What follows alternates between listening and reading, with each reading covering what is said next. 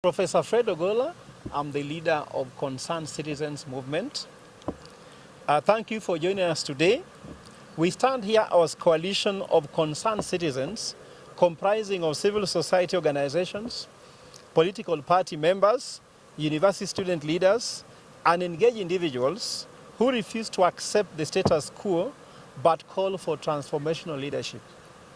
Our president on top of vehicles has repeatedly demonstrated that he is fully aware of what Kenyans desire, as clearly outlined in his manifesto.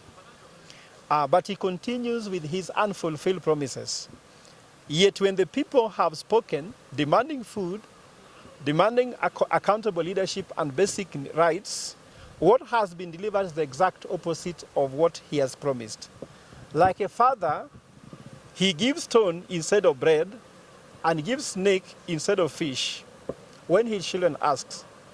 Our president's response to citizens is a stark contrast of what Kenyans expect of him. Kenyans have asked for improved livelihoods, but nothing other than bullets and tear gas. They have demanded accountability and have been met with abductions, injuries, and cold murders. Kenyans are currently losing hope. The current administration is 875 days in office, but they are still run as if it's being run by guesswork. We see a government that is being formed, then is also being dissolved within 3 months.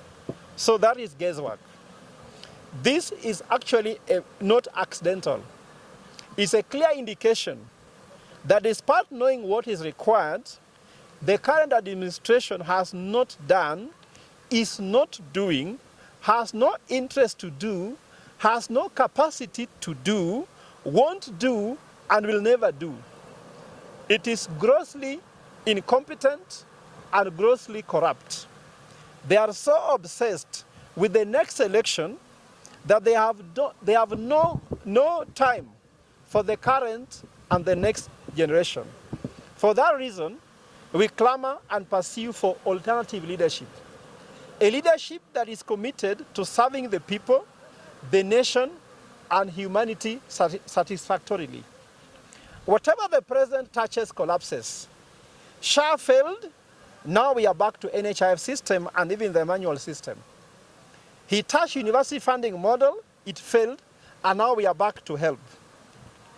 He said we are going to cancel Form 4, we are going to repeat Form 4, that was cancelled. Huduma number project failed. The Hustler Fund faltered. Road construction projects stalled.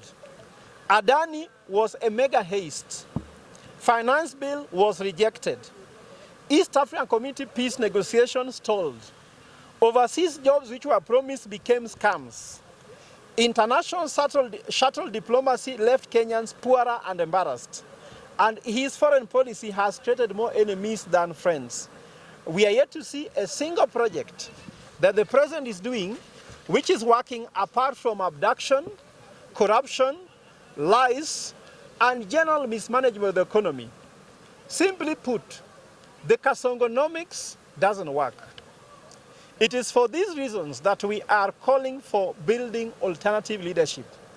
We are calling upon other like-minded Kenyans in seeking for this alternative leadership who have integrity and who are competent.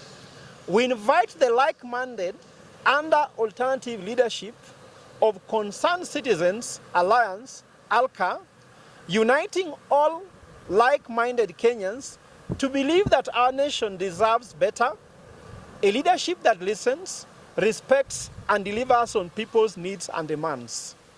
What makes alternative leadership unique is our unwavering commitment to needs and true voice of people. We are not a single party or a single group. We are inclusive of alliance of like-minded Kenyans, patriotic and passionate about our motherland. With alternative leadership mindset, we are determined to foster a government that upholds accountability, transparency, and genuine service to every Kenyan and every resident in our nation. Today we invite all Kenyans who are ready for meaningful and alternative leadership to join us in this transformative journey. Together we build a future that honors our collective hopes and dreams, ensuring that leadership truly reflects and serves the nation. We are not interested only in regime change, that so and so must go, but we are interested in how to serve our country. We are confident that we shall transform livelihoods, guarantee Kenyans of their comfort, and provide Kenyans' future secure, firmly on the roadmap to becoming a developed nation. To make our government all-inclusive, we will ensure that it's a maximum of wisdom, a mixture of wisdom and experience of senior and middle-aged Kenyans, where we shall have the intelligent, energetic, full of creativity, innovation from the young people, or Gen Zs and millennials.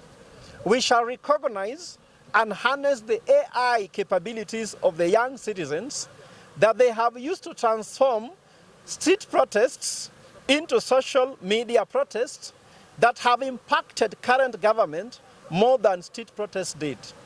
We see great entrepreneurial opportunity in social media protests rather than in discipline perceived by the Ruto government. ALCA shall run a private sector-driven economy. When private sector thrives, employer organization thrives, the economy thrives, more people pay taxes, individual taxes are lower and are fewer, and the government increases revenue, therefore providing for the funds needed to deliver the adequate and efficient services and development. Ultimately, ALCA will form a lean and clean government. Finally, ALCA is about love.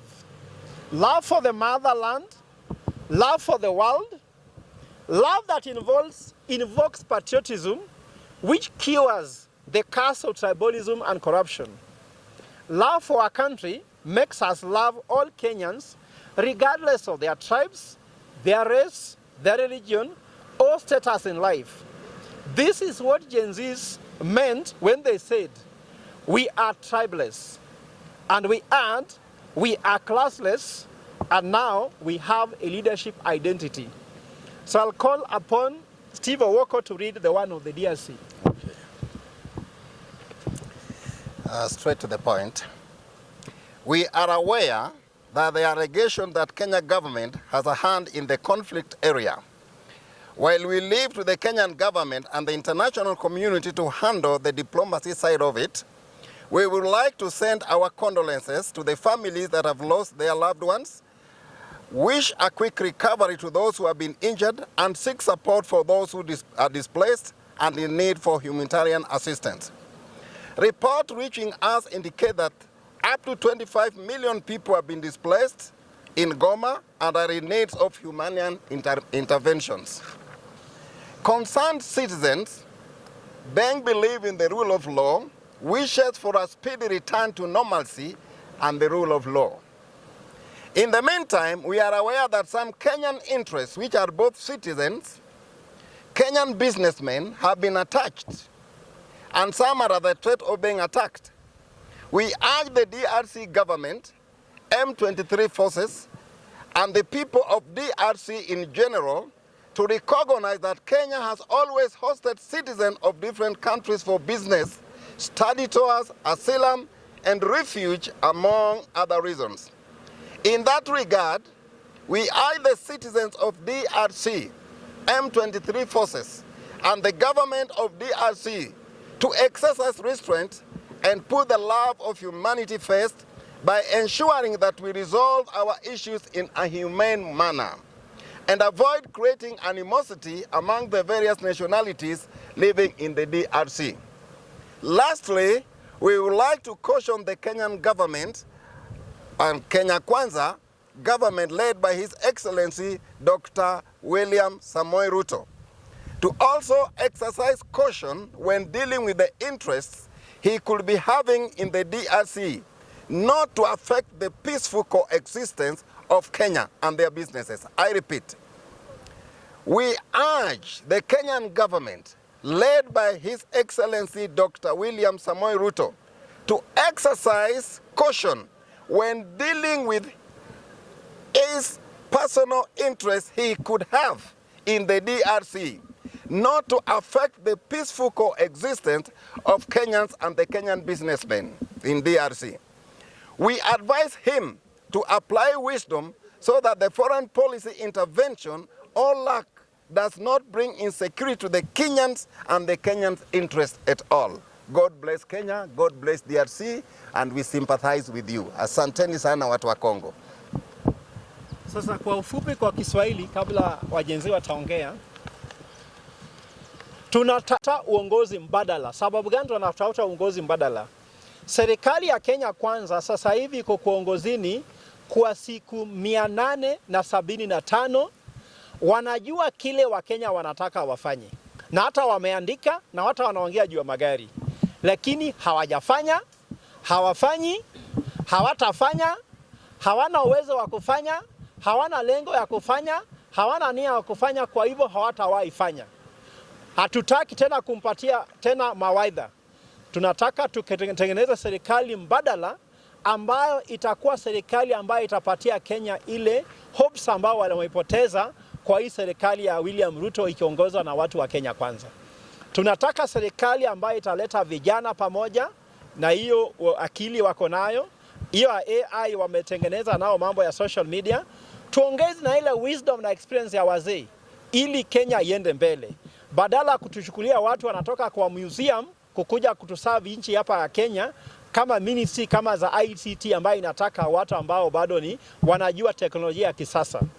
Tunataka kusema ya kuwa Kenya watakuwa na uongozi mbadala kwa sababu watakuwa na viongozi mbadala na watakuwa na ideas mbadala. Uongozi mbadala sio kutoa mtu huyu kuongeza huyu, ni kuleta software mpya. Tuseme lean and clean government itakuwa. Nataka vijana waanze kufanya kazi kama bado ni vijana, sio watu wanakuja kufanya kazi kama wamechoka, kutengenezea Kenya kazi ya ajira, kuensure ya kuwa hakuna mambo ya ufisadi, kuhakikisha ya kuwa tunatengeneza serikali ambayo iko na roho yao, inaangalia roho ya Wakenya. Asante. So Jenzis, so today we have come here to talk about pertinent issues affecting our country and affecting the citizens. As the Prof has said, we have just come here to show you that the youths are in unity and we share the common passion for this country. We have seen what has happened in the recent past. People have been abducted, some dead, even killed. Okay, it's so painful. We've seen our government is shifting, is playing a game of chairs, just shifting tables, bringing leaders that have been kicked out back to his government. He doesn't see anything wrong with it. He doesn't care even if people talk. To him, it's just normal.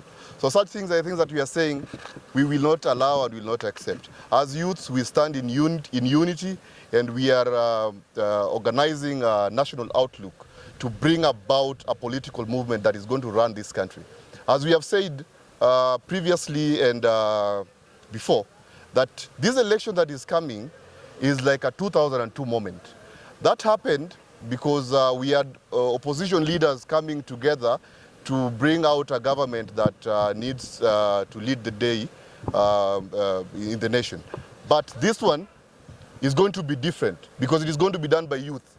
It is going to be exclusively youth. And sorry to say, my elders, but you guys have to follow us in this one. Yeah, the youths are going to do it, and then our elders are going to follow us in the process. Okay, we allow you to lead us, but we have to give you direction on certain issues because we need you as well in this fight. So I don't have much to add on that, but just a quote from Nelson Mandela. Nelson Mandela once said that we live. Some people live and they are never remembered, like they never existed. Some people come and they create an impact. And then some people come and rob this world of what they found in it. Choose you now where you want to be. Don't be the last person.